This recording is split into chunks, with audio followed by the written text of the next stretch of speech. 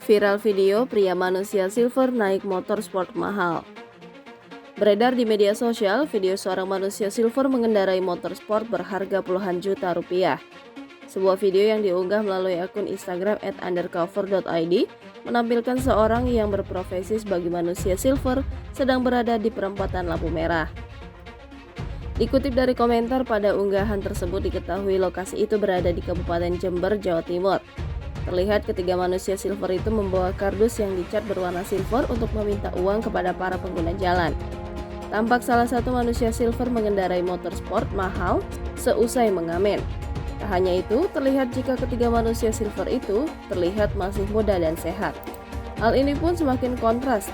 Terlihat ketika para manusia silver tersebut berdiri di perempatan jalan mengharapkan belas kasihan dari para pengguna jalan. Ini video viral tersebut menarik perhatian banyak warganet.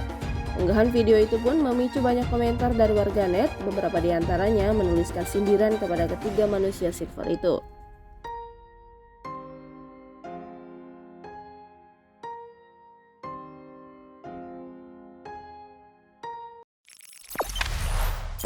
Jangan lupa subscribe, share, komen, dan like ya!